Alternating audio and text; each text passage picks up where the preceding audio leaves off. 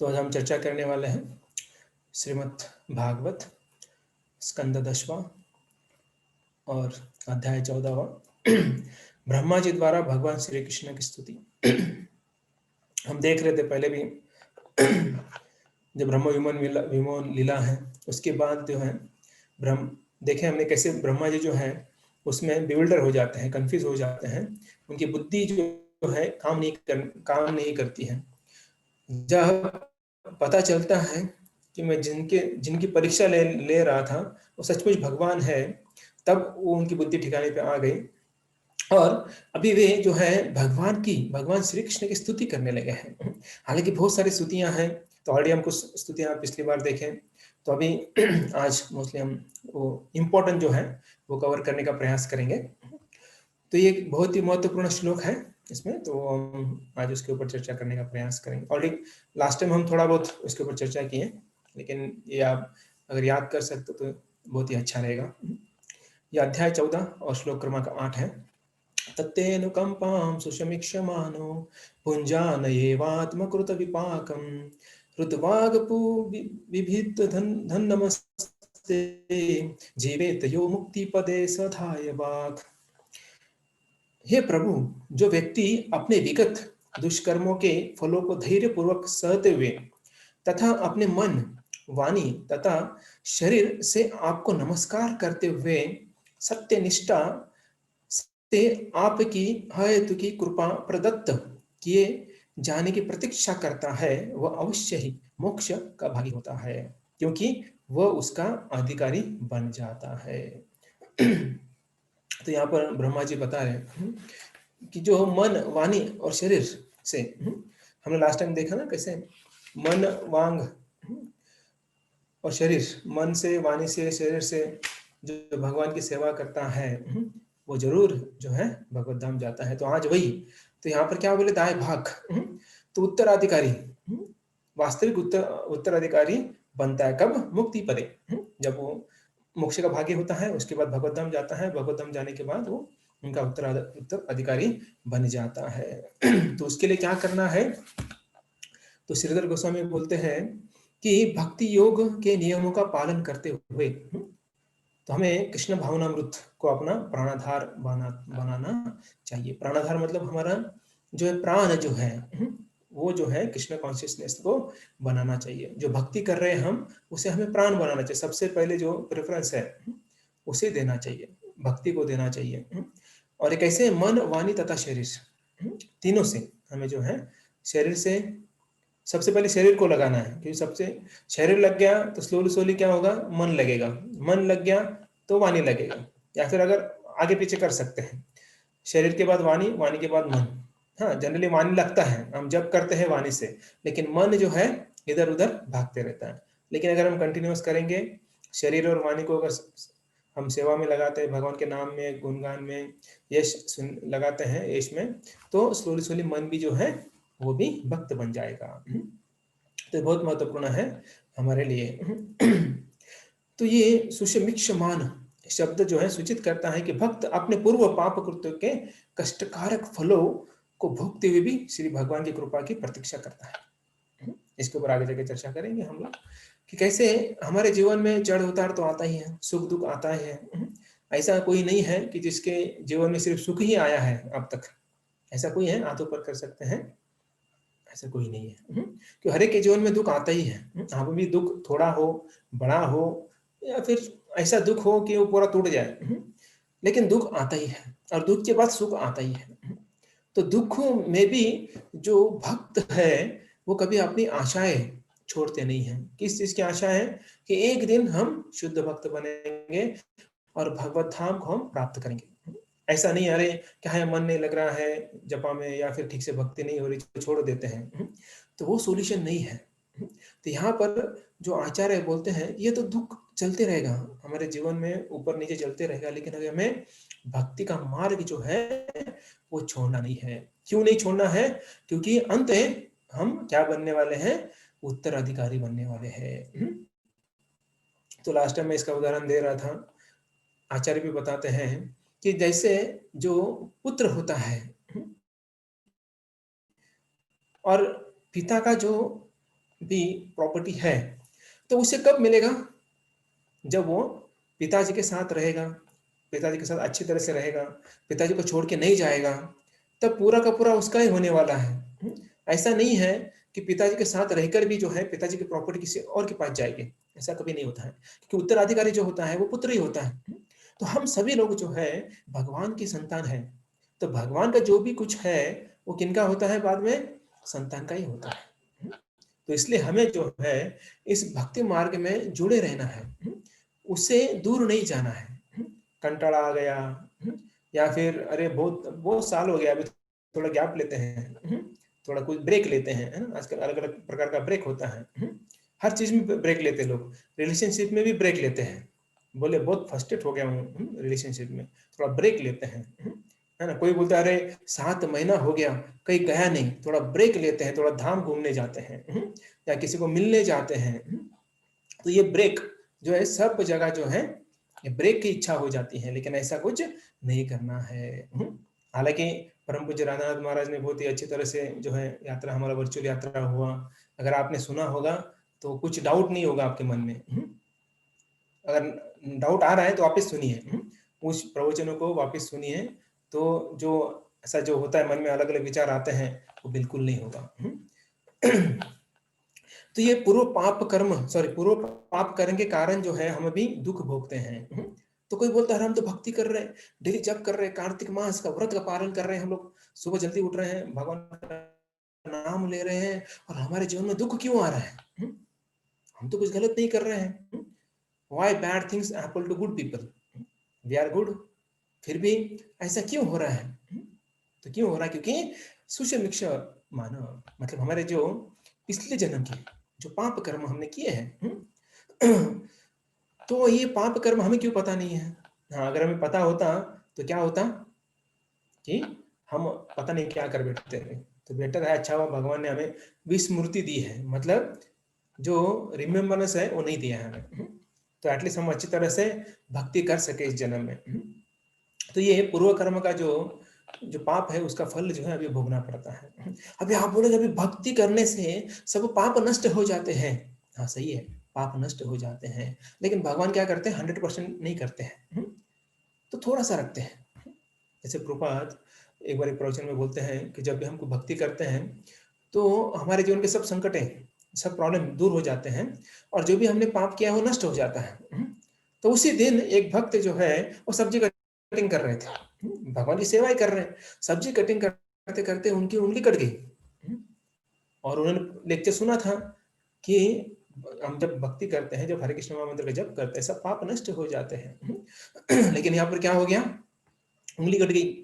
तो प्रभुपाद के पास जाते हैं, बोलते प्रभुपाद आपने तो ऐसा ऐसा बोला था, देखो मेरी उंगली कट गई। तो प्रभुपाद क्या बोलते हैं? अरे तुम्हारा सर कटने वाला था, लेकिन भगवान ने वो उंगली पर जो है वो थोड़ा सा तुम्हें दिया है, उंगली काटी, पूरा सर जाने वाला था। तो इसका मतलब क्या है कि हमने जो पाप किया है उसे बहुत बड़ा रिएक्शन मिलने वाला था, लेकिन भगवान उसे बहुत छोटा कर देते हैं। तो भगवान भी जो है भक्त को दंड देते हैं, लेकिन छोटा सा देते हैं, बड़ा नहीं देते हैं। बहुत बड़ा अपराध किया, फॉर एग्जाम्पल जो है किसी ने मर्डर किया, लेकिन बाद में जज बोलते हैं ठीक है तुझे फांसी की सजा नहीं, 7 साल की सजा। तो कौन सी अच्छी है? 7 साल की अच्छी कि फांसी अच्छी है? 7 साल की, क्योंकि 7 साल बाद जो है आने के बाद उसे मौका मिलेगा कि वो अच्छा व्यक्ति बने। क्योंकि अभी जो शिक्षा मिलती है तो लोग क्या सीखते हैं उस शिक्षा से, दंड से, कि हमें वापस वो गलती नहीं करना है, तो वो सीखना चाहिए। इसलिए भगवान भी जो है हमें थोड़ा सा दंड देते हैं, जिसके कारण हम सीख सके कि आगे जाकर हमें ऐसा कुछ गलत कार्य नहीं करना चाहिए। और भगवान ऐसा क्यों करते हैं? क्योंकि भक्त जो है वो हर एक कार्य जो है भगवान को सेंटर में रख के करता है। इसलिए भगवान भी देखते हैं ठीक है पहले कुछ गलती की है, लेकिन अभी जो है अभी सभी कार्य जो है मुझे केंद्र में रखकर वो कार्य करते हैं। इसलिए भगवान क्या है? दंड देते हैं, लेकिन कम देते हैं। तो यहाँ पर ब्रह्मा जी जो है पिछली बार हमने देखा वो स्तुति है ना करते हैं, तो बोलते कि कृष्ण का गान करना चाहिए, स्तुति करना चाहिए भक्त, और कैसे करना चाहिए? भक्तों के संग में करना चाहिए। और सुनना चाहिए, हमें श्रवण करना चाहिए, बहुत महत्वपूर्ण है श्रवण। तो ये श्रवण किससे करना चाहिए? यूट्यूब में सर्च करो, ये बाबा वो बाबा, इधर का उधर का करना चाहिए नहीं। जो परंपरा में जो भक्त आते हैं, उच्च भक्त हैं, उच्च कोटि के भक्त हैं, उनके संग में हमें भगवान की कथा सुननी चाहिए। ऐसा क्यों? क्योंकि अगर जब उनके अमृत वाणी से अगर हम ऑलरेडी जो कथा है वो अमृत है, लेकिन भक्त के जब जो मुख से सुनते हैं हम, मुख कमल से सुनते हैं, तो हमारे हृदय में जो है क्या होता है, शुद्धिकरण स्टार्ट हो जाता है। तो उसके कारण जो है हम भी कुछ चीजें जो है क्लियरली देख सकते हैं। तो इसलिए बहुत महत्वपूर्ण है कि श्रवण करना भक्त के मुख कमल से। तो यहाँ पर ब्रह्मा जी बोलते हैं, अगर हम श्रवण नहीं करते हैं, भगवान के बारे में गान या फिर भगवान का यश नहीं सुनते हैं, तो वो किसके समान है? जो भूसा होता है, भूसे के कूटने के समान होता है। जैसे गेहूं या चावल होता है, उसमें से अगर मशीन से निकाल देते हैं, उसके बाद जो हस्क, एम्प्टी हस्क बोलते हैं उसे, आप उसको लो और कितना कूटो, कोई बोलता है ये लेके जाओ, है ना, इसलिए उसको मराठी में कुटार बोलते हैं। कुटार मतलब जो कूटा हुआ है, तो उसको अगर आप कूटेंगे, उस भूसे को कूटेंगे, दिन भर कूटेंगे, तो एक ही काम होगा, एक ही चीज होगा, क्या होगा? आपके हाथ दुखेंगे, इसके अलावा कुछ नहीं होगा, क्योंकि उसमें से कुछ नहीं मिलने वाला है। प्रभुपाद इसका एक उदाहरण देते हैं श्रीमद् भागवतम में, बोलते हैं कि भूसे के अंदर कभी कभी छोटा छोटा दाना भी होता है, गेहूं का या राइस का। तो ये व्यक्ति क्या करता है, उसे कूटते कूटते उसको भी पाउडर बना देता है, और जो मिलने वाला था वो भी नहीं मिलता है। तो इसलिए हमें श्रवण करना है तो भक्तों के संग में करना है। अगर नहीं करते हैं, बाकी इधर उधर का सुनते हैं, मतलब वो भूसे का जो भूसा है वो कोटने के समान होता है। तो ऐसा हमें नहीं करना है। तो यहाँ पर जो है ब्रह्मा जी बता रहे हैं कि कैसे कृष्ण जो है बड़े बड़े अवतार लेते हैं,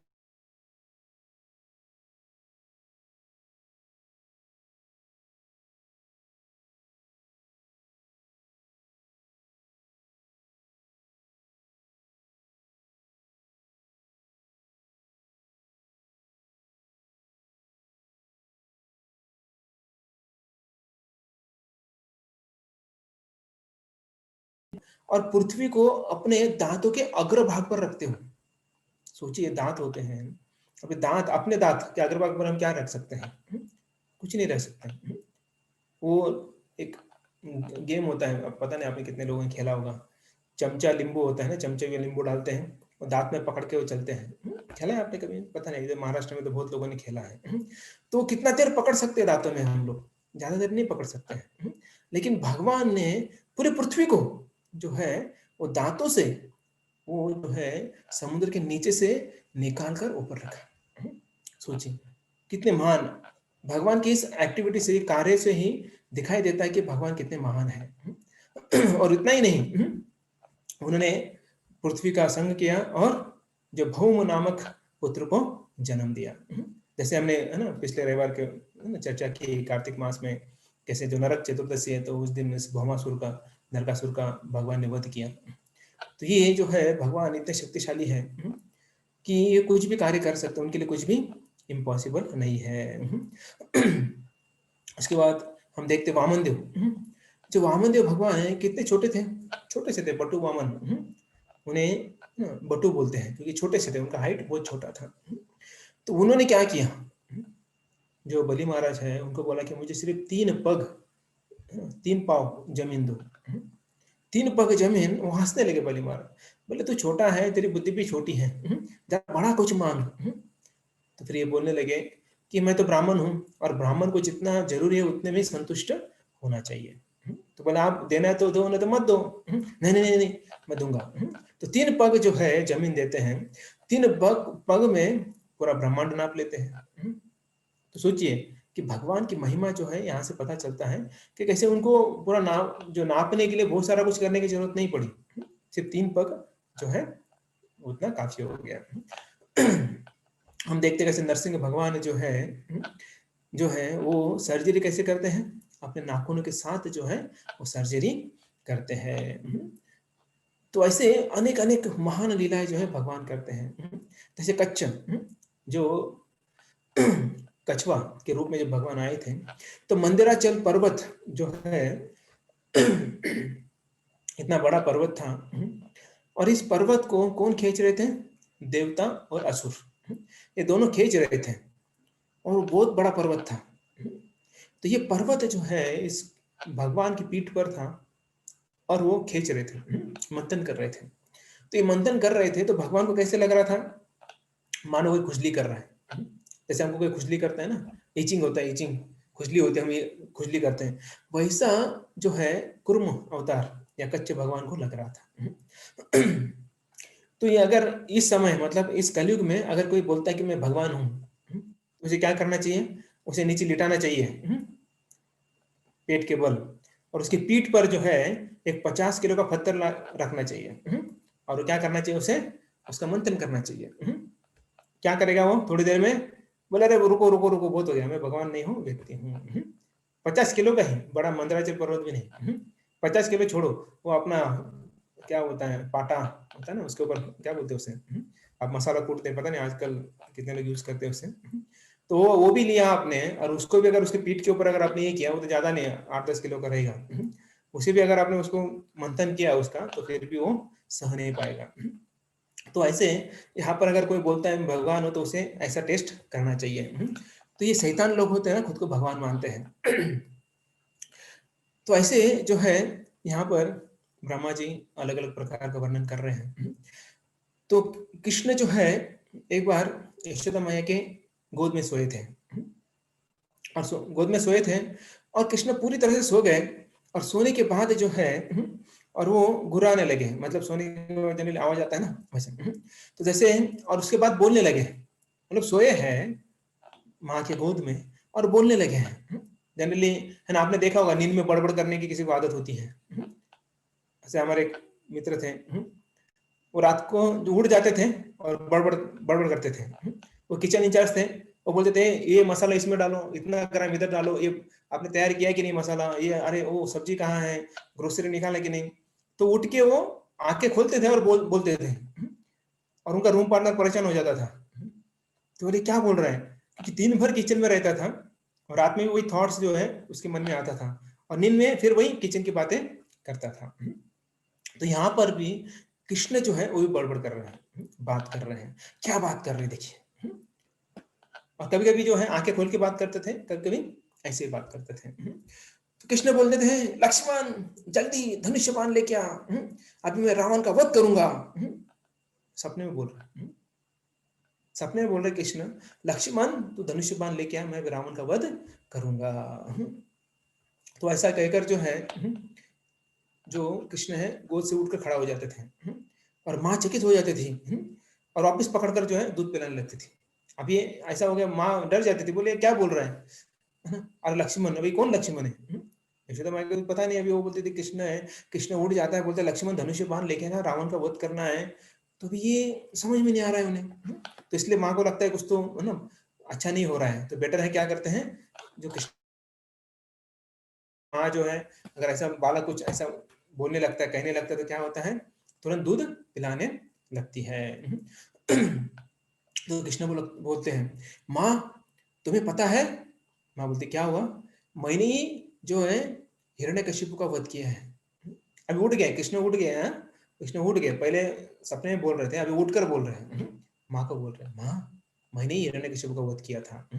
मैं नरसिंह बन गया, नरसिंह बनकर जो है वो हिरण्यकशिपु का जो है अपने नाखून से उसका पेट फाड़ दिया था। उसके बाद मैं रावण का वध राम बनकर किया था। यशोदा माँ बोलते तुमने ऐसा किया था? कब किया था? बोले तुम बिल्ली का म्याऊं म्याऊं सुन के भाग जाते हो और तुम रावण को मारे हो, हिरण्यकशिपु को मारे हो। तो बोलती है माँ कि तुम बिल्ली जैसे आती है म्याऊं करते, तुम मुझे चिपक जाते हो, डरपोक हो। तुम्हारे से डरपोक यहाँ पर कोई नहीं है, हमारे घर में तो कोई नहीं है, पता नहीं तुम इतने डरपोक कैसे हो। तो कृष्ण बोलते तुम मानो या ना मानो, मैं वामन देव बना था, और वामन बनकर पूरे ब्रह्मांड को 3 पग में नाप लिया था। यशोदा माता बोलते अरे मूर्ख, कहाँ भगवान और कहाँ तुम? किसको बोल रही? भगवान को बोल रही है, क्योंकि माँ माँ होती है। माँ ये समझती नहीं है कि अपना बेटा जो है वो बहुत बड़ा है, देखिए, अभी पंत प्रधान भी अगर घर में आता है माँ के पास, तो क्या बोलेगी? पंत प्रधान बैठिए नहीं, ऐसे नहीं बोलेगी। अभी भी डांटेगी, अगर बिना पाए धोए अंदर आ गए, बोलेंगे अरे तो पता नहीं है पैर धो के अंदर आना है, अभी भी डांटेगी। वो ये नहीं देखी कि वो पंत प्रधान है या मुख्यमंत्री है या फिर आप बहुत बड़े है ना बिजनेसमैन है या फिर बहुत बड़े व्यक्ति हैं, ऐसा कुछ भी नहीं देखे, क्योंकि माँ माँ होती है। तो यहाँ पर यशोदा माँ भी बोल रही है, अरे मूर्ख, भगवान कहाँ और तुम कहाँ, ऐसे कुछ भी अनाप शनाप बोल रहे हो। तो ऐसा अपराध नहीं करना चाहिए। तो ये अपराध हो गया। अपने आप को भगवान समझना, भगवान की तरह समझना जो है अपराध हो जाता है। तुम ये चौखट लांग नहीं सकते ठीक से और बोल रहे कि तुमने 3 पग में पूरा ब्रह्मांड को नाप लिया। बड़ी को शिक्षा दी तुमने, ऐसा उटपटांग बात नहीं करना चाहिए। तो यहाँ पर जो है कृष्ण जो है ऐसी लीला करते हैं। यशोदा नहीं जानती थी। क्यों नहीं जानती थी? क्योंकि वो स्वरूप शक्ति में है। और लेकिन जो जीवात्मा है वो माया शक्ति का अधीन होता है। देखिए, भगवान को यशोदा माता नहीं जान पाई। क्यों? क्योंकि योग माया का प्रभाव था, स्वरूप शक्ति का प्रभाव था। और जो जीवात्मा है वो भी भगवान को नहीं जानते हैं, ठीक से नहीं जानते हैं। कुछ कुछ तो बिल्कुल नहीं जानते हैं। तो क्यों? क्योंकि माया शक्ति का प्रभाव उनके ऊपर होता है। तो ऐसा नहीं कि हमारे ऊपर नहीं होता है, हमारे ऊपर भी माया शक्ति का प्रभाव होता है। इसी कारण हम ठीक से जो है भगवान को जानते नहीं है, भूल जाते हैं। हालांकि हमको पता है कि कृष्ण भगवान है, लेकिन बहुत बार हम भूल जाते हैं। तो अब इसका सोल्यूशन क्या है? कैसे भगवान को याद करें हम? तो ये कब पॉसिबल है? जब हम प्रत्यक्ष भगवान की कृपा का राह देखते हैं हम लोग, तब हम जो है भगवान की कृपा प्राप्त होगी, तभी हम भगवान को समझ पाएंगे। तो हमें पहले तो हमें क्या इच्छा होनी चाहिए कि प्रत्येक क्षण भगवान की कृपा प्राप्त करने की, या भगवान की कृपा की राह हमें देखना चाहिए कि कब हमें प्राप्त होगी। तभी जो है क्या होगा, हम भगवान को समझ पाएंगे। और हमें हर स्थिति में हमें सिर्फ भगवान की ही कृपा देखनी चाहिए, हृदय से, इन एनी सिचुएशन। तो हमें देखना चाहिए कि भगवान हमारे ऊपर दया कर रहे हैं और ये भगवान की कृपा है। तो ये अगर क्वालिटी हमारे अंदर आ जाती है, ऐसा अगर गुण आ जाता है हमारे अंदर, तब जो है हम भगवान का दाएं भाग बन सकते हैं, भगवान का सचमुच का उत्तराधिकारी बन सकते हैं वास्तविक, अन्यथा नहीं। तो ये एक प्रकार का रोग हमें होना चाहिए। कौन सा रोग?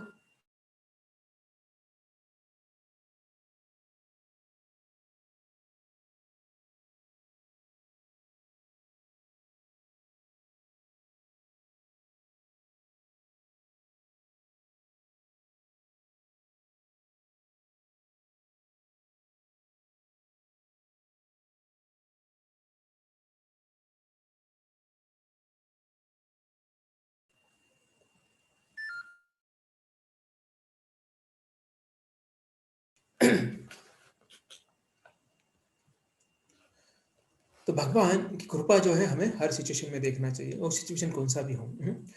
तो कभी हम हमारे जीवन में देखते, कभी शरीर में रोग हो जाता है, धन का अभाव हो जाता है, जो स्वजन है उनके द्वारा उपेक्षा हो जाती है, या फिर कोई हमारा स्वजन गुजर जाता है, मृत्युमुखी हो जाता है, मृत हो जाता है, हमें सेवा नहीं मिलती है, या फिर हम कुछ ज्यादा कुछ चीजें मिल जाती हैं, या हार्ट ब्रेक होता है, मतलब किसी के बर्ताव के कारण हमें दुख होता है, या माता पिता भी हमारा तिरस्कार करते हैं।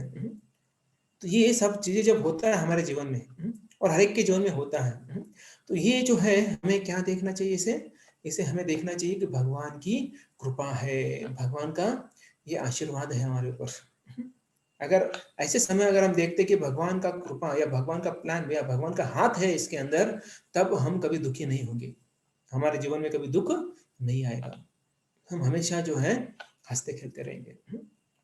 जो मुकुंद थे, चैतन्य चरितामृत में ऐसा आता है, लीला आती है कि भगवान बोलते हैं कि मैं तुम्हें पहले तो कृपा देते नहीं है, बोलते नहीं, मुझे तुझे देखना भी नहीं है, मिलना भी नहीं है, कृपा देना भी नहीं है। तो भक्त लोग जाके रिक्वेस्ट करते हैं, महाप्रभु कृपया करके वो आपका जो है भक्त है, आप उसे कृपा दीजिए। बोल फिर महाप्रभु बोले कि 10,000 साल बाद जो है मैं उसे कृपा दूंगा। तो क्या करना चाहिए मुकुंद ने? रोना चाहिए? नहीं, वो इतना खुश हो गए, इतना खुश हो गए कि जोरदार नाचने लगे। सब लोग बोले, क्या हो गया, क्यों नाचने लगे? तो बोले, एटलीस्ट गारंटी तो मिली है, 10,000 साल बाद मुझे भगवान की कृपा होगी। सोचिए, मतलब हमें कैसे लेना चाहिए। 10,000 साल बाद कृपा होने वाली है, पक्का तो है। तो इसके कारण जो है हमें हमेशा जो है भगवान का हाथ, या भगवान जो भी करते हैं हमारे लिए, उसमें हमें भगवान का हाथ, भगवान की कृपा देखनी चाहिए। तो उदाहरण लेंगे हम ध्रुव महाराज का। तो ध्रुव महाराज जो है वो जब पिता के पास गए, पिता के गोद में बैठे, तो पिता ने नहीं बिठाया था, वो खुद जाके बैठ गए थे। और उनकी माँ ने, जो सुरुचि है, उन्होंने डांटा उनको, बहुत डांटा। बोले, अगर तुम्हें यहाँ पर बैठना है तो मेरे कोख से जन्म लेना पड़ेगा। तो कोख से जन्म लेना पड़ेगा मतलब पहले मरना पड़ेगा, है ना। इनडायरेक्टली बोली कि पहले तुम्हें मरना पड़ेगा, दूसरा जन्म मेरे कोख से लेना पड़ेगा, तभी जाकर तुम जो है राजा के या मेरे पति के जो है गोद में बैठ सकते हो। सोचिए क्या बोले, इनडायरेक्टली क्या बोली, तुम मर जाओ। सोचिए ऐसा बोली। तो जो रियल मदर है उनकी सुनीति, तो वो क्या बोली, बेटा देख, ये भी भगवान की कृपा है, तुम भक्ति करो, तुम भक्ति करो। मेरी भगवान चाहते हैं कि तुम अभी से ही, बचपन से ही भक्ति करना शुरू कर दो। तो फिर ध्रुव महाराज बोलते हैं कि कहाँ भक्ति, कैसे नारायण कहाँ मिलेंगे? बोले, मैंने सुना है कि जंगल की तरफ वो रहते हैं, जंगल की तरफ जो है साधु संत ज्यादा रहते हैं, तो उधर आप जाओ। जब ऐसा बोलते हैं तो फिर ये ध्रुव महाराज जंगल में जाते हैं, अच्छी भक्ति करते हैं। हम देखते हैं कि 6 महीने के अंदर भगवान मिल जाते हैं।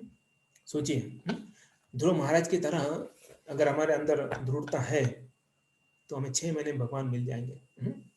तो फिर कार्तिक व्रत का तो हमने देखा महिमा, 1 महीने में भगवान मिल जाते हैं अगर अच्छी तरह से हमने व्रत का पालन किया तो भगवान प्राप्त करना इतना मुश्किल नहीं है।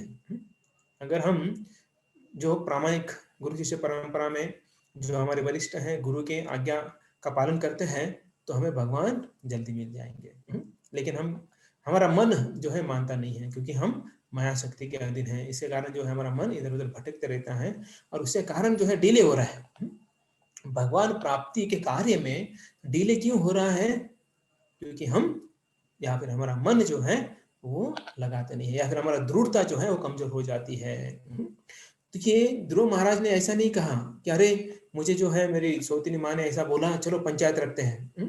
पंचायत रखते हैं मतलब पूरे गांव वालों को बुलाते हैं और अब फैसला हो जाए।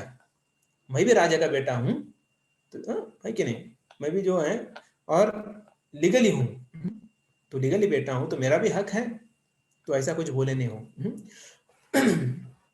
लेकिन लंबा स्टोरी है, हम इतना नहीं जाएंगे उसमें।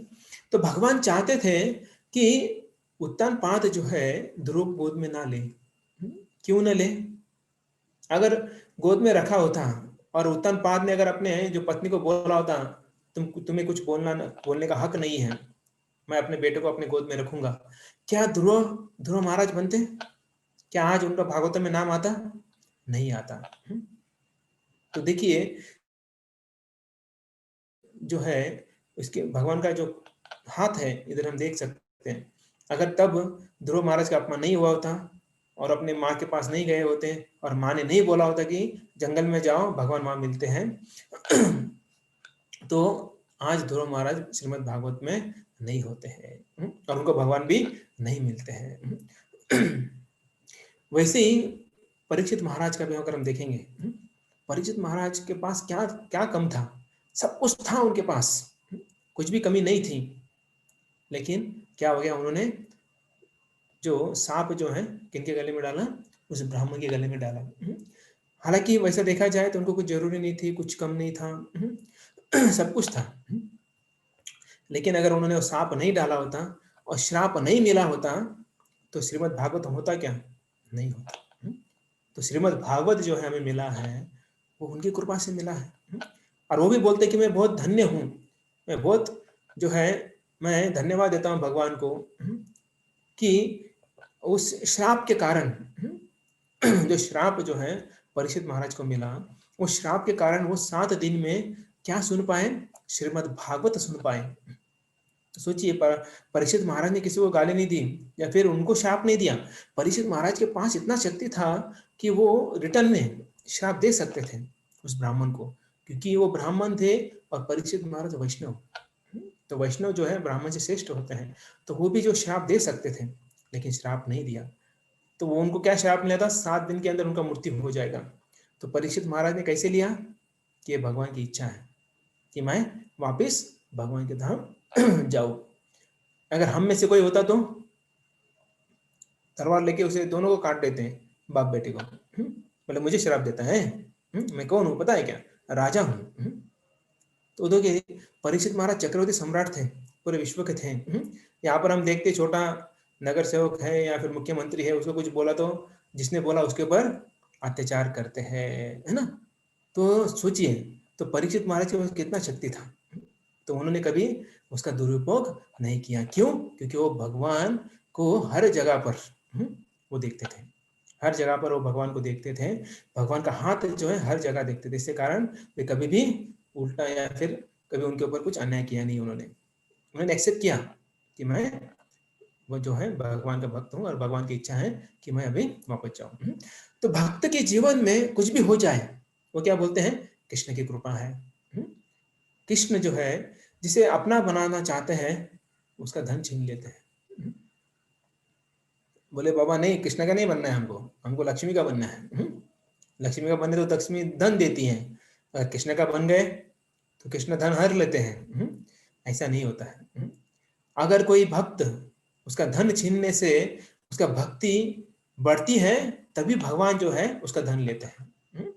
अगर धन लेने से अगर उसकी भक्ति कम हो जाती है तो भगवान उसका धन नहीं लेते हैं। या फिर धन रहने के बाद बावजूद भी अगर वो भक्ति अच्छी तरह से करता है तो नो प्रॉब्लम। तो भगवान भी देखते हैं अलग अलग सिचुएशन, उसके बाद जो है एक्शन लेते हैं। कुछ लोग बोलते हैं कृष्ण बहुत खतरनाक होते हैं। बहुत खतरनाक है, उनका नाम हरि है, सब कुछ छीन लेते हैं। हरि मतलब जो हर लेता है। ऐसा कौन बोलते हैं, जो जिनको भगवान के ऊपर विश्वास नहीं है, वो ऐसा बोलते हैं। हालांकि देखा जाए हम कि ऐसा नहीं है कि जो भगवान का भक्त है वो कंगाल है, ऐसा है क्या, या भिखारी है, ऐसा नहीं है। ध्रुव महाराज, ध्रुव महाराज के पास जो है, जो स्वर्ग से भी बड़ा क्या है, साम्राज्य था। सोचिए, और कौन थे, शुद्ध भक्त थे भगवान के। हिरण्यकशिपु का पूरा जो था, स्वर्ग था, पृथ्वी थी, सब कुछ था उनका। तो वहां पर भी उन्होंने क्या किया, राज्य किया। परीक्षित महाराज चक्रवर्ती सम्राट थे, वो भी उन्होंने इतना राज्य किया। उसके पहले, परीक्षित महाराज के पहले कौन थे, युधिष्ठिर महाराज, सभी भगवान के शुद्ध भक्त है। अम्बरीश महाराज, तो ये सब, भरत महाराज, ये सब भगवान के शुद्ध भक्त। तो ये सब जो है धन होने के बावजूद बिगड़े नहीं, है ना। हम बोलते हैं धन आता तो व्यक्ति बिगड़ जाता है, भक्ति कम हो जाता है, ऐसा नहीं है। वो हमारे ऊपर है कि हम कैसे जो है भक्ति करते हैं। क्यों वो टिके रहे, क्योंकि वो हमेशा भक्तों का संग करते थे, और हमेशा जो है भगवान की कथा सुनते थे, भगवान का भक्ति करते थे। इसके कारण उस धन का परिणाम उनके ऊपर नहीं हुआ है। आज भी देखते हैं हम लोग, बड़े बड़े भक्त हैं, बड़े धनी भक्त हैं, लेकिन बहुत ही अच्छी तरह से भक्ति करते हैं। हालांकि धन जो है अनर्थ का कारण होता है, लेकिन हमारे ऊपर है कि हम कैसे लेते हैं उसे। जब धन जाता है तब स्वजन भी उपेक्षा करने लगते हैं। मतलब क्या है, जब हम धनी हैं तो लोग आ जाते हैं। जैसे ना गुड़ होता है, गुड़ को जो है क्या होते हैं, चींटियां चिपक जाती हैं। जब गुड़ ही नहीं रहेगा तो चींटियां नहीं चिपकेगी। तो वैसे ही जो है स्वजन होते हैं, वो देखते हैं कि पैसा है तो बात करेंगे, मिलेंगे, लेकिन पैसा चले जाते ही जो है दूर चले जाएंगे। तो ऐसा जो है ये इस भौतिक जगत का क्या है, रीति रिवाज है। तो कृष्ण चाहते हैं कि हर जीव जो है क्या करे, वो उनकी शरण में आए, उनकी भक्ति करें। तो ये भक्त हर समय कृष्ण का हाथ देखते हैं। तो यही भगवान चाहते हैं कि मेरे भक्त जो है, मेरा कृपा जो है वो हर समय हर जगह जो है देखे। तो भगवान को इसका ही आनंद होता है। किसका आनंद होता है, जब वो देखते हैं कि मेरे भक्त मेरी कृपा को जान रहे, देख रहे हैं, तो इसमें ही उनको आनंद होता है। और फिर वो क्या हो जाते हैं, खुश हो जाते हैं। और खुश होकर जो है वो देखते कि अभी ये मेरा उत्तर अधिकारी बन गया है, वास्तविक अधिकारी बन गया है। तो इसलिए मतलब कब बनता है वास्तविक अधिकारी, जब शुद्ध भक्त बन जाता है। हर जगह पर वो भक्त भक्त जो है भगवान का हाथ देखता है तो भगवान निश्चिंत हो जाते हैं। वो अभी टेंशन लेते नहीं है, क्योंकि उनको पता है कि अभी ये सही मार्ग पर चल रहा है। जैसे इसके लिए उदाहरण देते हैं आचार्य कि जैसे बच्चे के शरीर पर घाव होता है, कुछ फोड़ा आ जाता है, तो माँ क्या करती है, माँ उस बच्चे को डॉक्टर के पास लेके जाती है, और जब वो घाव जो है या फोड़ा जो है वो लाल हो जाता है, उसे फोड़ना है, तो फोड़ने के लिए डॉक्टर क्या करता है, इंजेक्शन लेता है या फिर कुछ, तो उससे सुई लेता है, उसे फोड़ता है। तब माँ क्या करती है, माँ हाथ पैर पकड़ती है। हमें अनुभव किया होगा इसका, या फिर तो यहाँ पर माँ लोग हैं तो उन्होंने किया होगा बच्चों के साथ, हाथ पैर पकड़ा है और सुई से जो है डॉक्टर क्या कर रहे हैं, उस फोड़ा को फोड़ रहा है। तो जब बच्चा ये देखता है तो बच्चा जो है वो माँ को कैसे देखता है, वो देखते है तो राक्षसी है, मेरे को इतना दर्द हो रहा है और ये डॉक्टर को सपोर्ट कर रही है ना। जब हमें भी ऐसा पकड़ा गया था बचपन में, तो हम भी वैसे सोचते थे कि माँ एक ही राक्षस है, मुझे इतना दर्द हो रहा है और वो सुई चुभा रहा है, और हाँ, और मुझे पकड़ के रखा है। तो हालांकि अगर ये देखा जाए थोड़ी देर बाद मुझे फोड़ा फूट जाता है, उसके अंदर का जो पस पू होता है निकल जाता है, तो क्या हो जाता है, वो कम्प्लीटली जो है उस रोग से मुक्ति मिल जाती है, और हम ठीक हो जाते हैं। तो ये तब समझ में नहीं आता है, कब समझ में आता है, बाद में समझ में आता है हमें, और बाद में बोलते हैं कि माँ ने सही किया, लेकिन उस समय जो है हम ये समझ नहीं पाते कि माँ हमारे लिए सही कर रही है। तो वैसे ही भगवान जो है हमारे जीवन में जब सुख दुख आते हैं, स्पेशली दुख आते हैं, तब हमें देखना चाहिए कि भगवान का इसके पीछे कुछ तो जो है, क्या है, कारण है, उसके पीछे कुछ मोटिव है, उद्देश्य है, तो हमें देखना चाहिए। तो एक बार जो है एक राजा के पास एक मंत्री था, और मंत्री जो है उसे एक हमेशा वो एक कहता था, हमेशा कुछ भी हो, किसी भी परिस्थिति में हो, वो बोलता था अच्छा हुआ, जो हुआ अच्छा हुआ, मतलब बुरा भी हो, कोई मर भी जाता है, बोलता अच्छा हुआ। तो इसके कारण लोग परेशान हो गए थे। कुछ भी, कुछ वो लोग आते हैं, बोले मंत्री जी ऐसा ऐसा हुआ है, तो बोले बहुत अच्छा हुआ। सब सुनने के बाद बोलते अच्छा हो, बुरा हो अच्छा हो, तो अच्छा ही बोलता था। एक बार जो है कुछ कारण के वश जो है राजा की उंगली कट गई, कुछ कार्य कर रहा था तो राजा की उंगली कट गई। तो मंत्री साथ में थे, मंत्री को बताया, तो राजा बोला ये मंत्री देखो मेरा उंगली कट गया है। तो मंत्री बोलता है राजा बहुत अच्छा हुआ।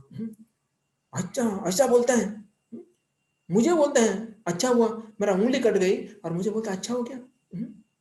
तो राजा गुस्सा आता है, राजा को बोलते हैं मंत्री को अभी से तुरंत अभी के अभी जेल में डाल दो उसको। जब ऐसा बोलते हैं तो उस मंत्री को जेल में डाला जाता है, और उसको पूछता है कैसा लगता है, कैसा हुआ, अभी अच्छा हुआ। मंत्री फिर भी बोलते हैं अच्छा हुआ। तो राजा को समझ में नहीं आता है, अरे इसको जेल में डाला है, कारागृह में डाला है, और बोलते हैं अच्छा हुआ।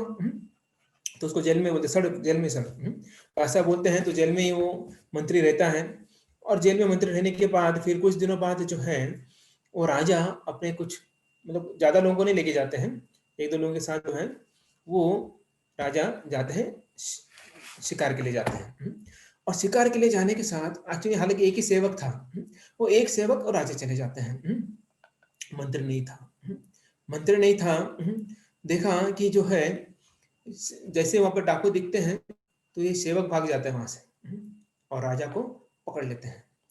जो डाकू थे वो राजा को पकड़ लेते हैं, और वो पकड़ कर जो है भद्रकाली के पास लेके जाते हैं।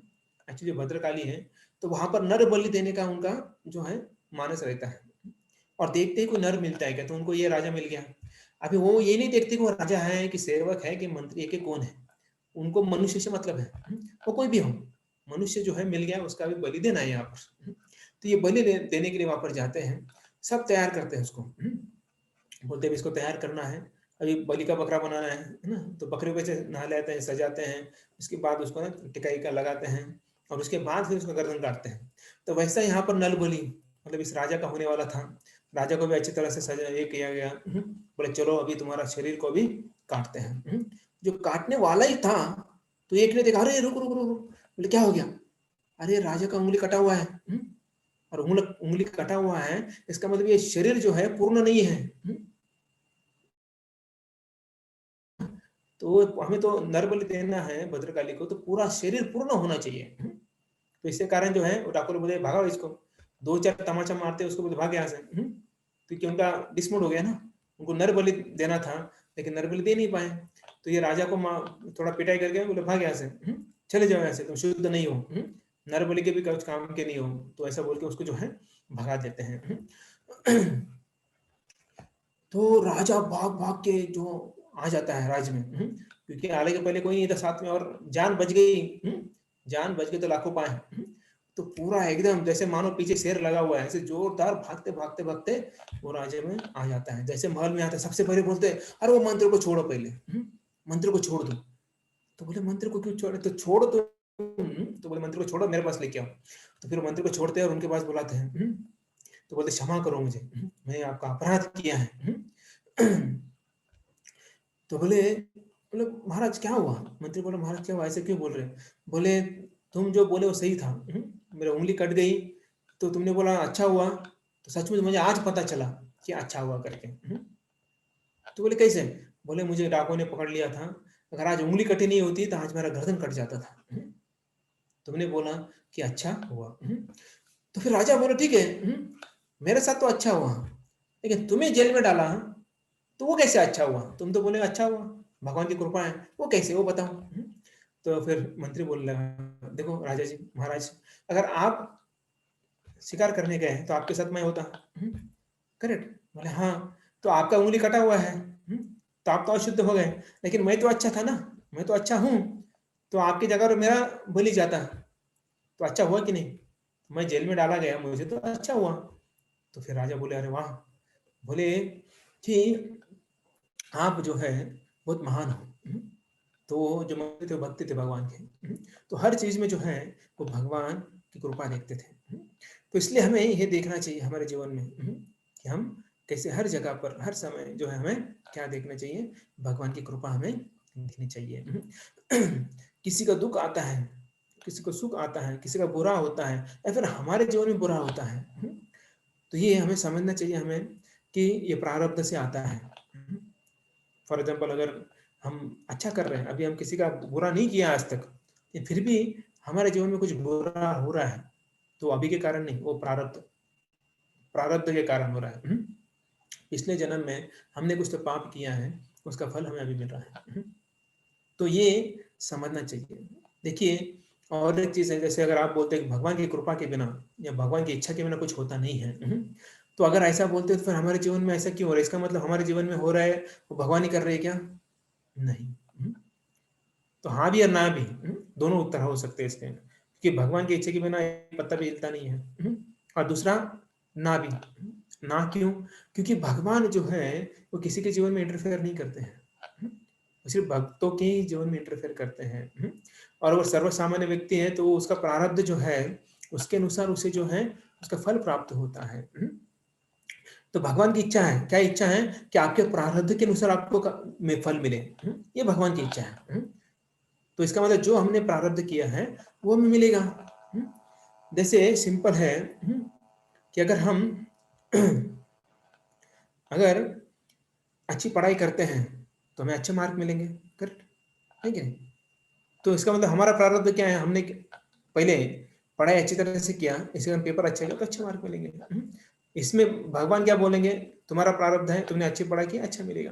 अगर हम नहीं करते हैं तो पेपर अच्छा नहीं जाएगा, अच्छे मार्क नहीं मिलेंगे। तो हमें ये देखना चाहिए जब जीवन में कुछ होता है, जनरली व्यक्ति को बोलते हैं जब बुरा होता है, तब हमें सहन करना चाहिए उस चीज को, वो सहन करना चाहिए। और जब वो समय चला जाता है तब हमें पता चलता है कि इसके पीछे क्या कारण था। लेकिन हम जनरली डिस्टर्ब हो जाते हैं उसी समय, उस समय डिस्टर्ब हो जाते हैं और भगवान को गाली देने लगते हैं। बोले भगवान आपको मैं ही मिला था सब दुख देने के लिए, मेरे पड़ोस वाला नहीं था, मेरे सामने वाला नहीं था, इतने सारे लोग हैं, है ना, आपकी नजर मेरे ऊपर ही क्यों गई? तो ऐसा जो है भगवान को हम गाली देते हैं। तो हालांकि भगवान का इसमें कोई गलती नहीं है कि हमारा जो हमारे जीवन में हो रहा है उसके पीछे हम ही जिम्मेदार हैं। कोई हमारा कुछ बिगाड़ नहीं सकता है। हमारे प्रारब्ध में होना है तो होगा ही होगा। देखिए कभी कभी एक्सीडेंट हो जाता है, बड़े बड़े मर जाते हैं लेकिन छोटा बच्चा बच जाता है, क्योंकि उसके प्रारब्ध में लिखा नहीं है मरना। हमने देखा है कोई कोई कहाँ कहाँ से गिरता है, कुछ नहीं होता है। कोई बाथरूम में गिरता है मर जाता है, ठीक नहीं? तो इसका मतलब क्या है कि प्रारब्ध है। अभी कोरोना के काल में देखो, वो कभी-कभी न्यूज़ आता है ना, बोले 110 साल का बूढ़ा है, तो कोरोना पे मात किया है उसने, जीत लिया वो, मतलब कोरोना से बच गया वो। कोई यंग लड़का है 20 साल का, कोरोना के कारण मर गया वो। इसका मतलब क्या है? कि उसका प्रारब्ध है। तो ये प्रारब्ध के कारण ही ये सब कुछ होता है। हम देखते कभी-कभी घर में माता-पिता को कोरोना हो जाता है, लेकिन जो छोटे बच्चे हैं उनको कुछ नहीं होता है। इसका मतलब क्या है? उनके प्रारब्ध में नहीं है। तो सुख-दुःख जो है, वो हर एक के प्रारब्ध में नहीं होता है। कभी भी कि घर में 4 लोग हैं, 2 लोगों को होता है, 2 लोगों को नहीं होता है। इसका मतलब वो समय उनका दुःख का नहीं है। हाँ, मे बी आगे जाके दुःख आ सकता है ना? लेकिन ये समय दुःख का नहीं है। तो जब ये समझेंगे हम, तब हम सम तब हम जीवन में कभी दुखी नहीं होंगे और भगवान की कृपा जो है, हमें जो है ये प्राप्त होगी और भगवान का हाथ देखना हमें चाहिए। हम हाथ दिखाते हैं दूसरों को, देखो मेरे नसीब में क्या है। ये देखने से बजाय हमको भगवान का हाथ देखना चाहिए कि हमारे जीवन में कि उनकी कृपा कैसे प्राप्त होती है। तो ये जो है प्रारब्ध, ये बहुत घन है। इसको समझना इतना आसान नहीं। तरह से भक्ति करेंगे, जब हम अच्छी तरह से भगवान का हरि नाम लेंगे, उसको अच्छी तरह से सुनेंगे, जब हम हर रोज गुरु मुख पद्म वाक्य, गुरु की वाणी सुनेंगे हम लोग, तब हमारा हृदय जो है स्लोली स्लोली शुद्ध होगा। तो हमें डेली जो है गुरु महाराज के मुख से जो है हमें सुनना चाहिए। श्रीमद् भागवत का हमें पठन करना चाहिए। हरे कृष्ण महामंत्र का ध्यानपूर्वक जप करना चाहिए। भक्तों का संग करना चाहिए, सेवा करना चाहिए। जितना हो सके उतना हमें व्रत का पालन करना चाहिए। ये भक्तिमय चीजों में हमें क्या करना चाहिए? एक रूप होना चाहिए। एक जो है ज़्यादा से ज़्यादा ये भक्ति में कार्य करने का प्रयास हमें करना चाहिए। तब जाकर जो है कृष्ण का हाथ हम देख सकते हैं। अन्यथा नहीं देख सकते हैं हम लोग। अन्यथा फिर हम वो देखेंगे कि मेरे जीवन में ऐसा क्यों हो रहा है, फिर हम डिस्टर्ब हो जाएँगे, उसके कारण दूसरों को भी डिस्टर्ब करेंगे। देखिए, जब हम डिस्टर्ब होते हैं, तो हम क्या सोचते हैं, मैं क्यों डिस्टर्ब हूँ? दूसरों को भी करता हूँ। चलो लगाओ फ़ोन, बात करो उनसे, पूछो ऊट-पटांग सवाल। है ना? होता है कि नहीं ऐसा? जब हम डिस्टर्ब होते हैं तो हम चुपचाप बैठेंगे, नहीं बैठे। बोले मैं हुआ तो तेरे को भी नहीं बैठने दूँगा। होता है कि नहीं? पति डिस्टर्ब हो गया, पत्नी को भी डिस्टर्ब करेगा। पत्नी डिस्टर्ब हो गई, पति को भी डिस्टर्ब करेगा। बच्चे डिस्टर्ब हो जाते हैं तो माता-पिता को पीछे लग जाते हैं, है ना? ये सब ये है, दुनिया की रीत है कि नहीं? तो इस लेकिन जब हम अच्छी तरह से भक्ति करेंगे ना, तब हम ऐसा नहीं करेंगे। तब हम सोचेंगे कि ये मेरा कर्म है, मेरा प्रारब्ध है, तो मुझे इसका फल भोगना है। तब जाके जो है हम कभी किसी को तकलीफ नहीं देंगे। तो ये प्रारब्ध का खेल है। यहाँ पर ब्रह्मा जी हमें बता रहे हैं कि जो मेरे साथ हुआ, मतलब ब्रह्मा जी के साथ हुआ, तो तब वो ठीक से भगवान को देख नहीं पाए, समझ नहीं पाए, लेकिन अभी जो है भगवान को समझ पाए हैं। तो वही बता रहे कि कैसे अगर हम भगवान का हाथ देखते हैं, तो उत्तर अधिकारी बन जाएंगे, मतलब हम भगवान को प्राप्त करेंगे। तो यहाँ पर जो है ये ब्रह्मा जी की स्तुतियाँ यहाँ पर एक्चुअली बहुत सारे हैं, लेकिन इम्पोर्टेंट हमने यहाँ पर लिए हैं। तो इसके आगे हम वृंदावन विहार लीला, या गोचरण लीला, या वृंदावन की मधुर लीलाएं जो है, वो हम देखने वाले हैं। मतलब अभी कृष्ण जो है बड़े हो गए। बड़े हो गए मतलब कितने साल के हो गए? 5 साल पूरे हो गए। बोलो बड़े हो गए क्या 5 साल में ही? हाँ, कृष्ण बड़े हो गए 5 साल में, क्योंकि उनको अभी बछड़े नहीं, उनको गाय की जो ज़िम्मेदारी है वो दी जाती है। तो वो कैसे दी जाती हैं, क्या-क्या होता है, तो कल से हम देखेंगे। तो मतलब मधुर लीला है इसमें, बहुत बढ़िया है। और ऐसे फिर आगे जाके हम देखेंगे इस बीच में मधुर लीलाओं में जो है अलग-अलग असुरों का वध भी करते हैं। तो भी हम देखेंगे और कल हम वृंदावन विहार लीला या फिर गोचर लीला स्टार्ट करेंगे। अभी हम यहीं पर विराम देते हैं, क्योंकि अगर समय भी नहीं है। किसी का कुछ प्रश्न है तो पूछ सकते हैं।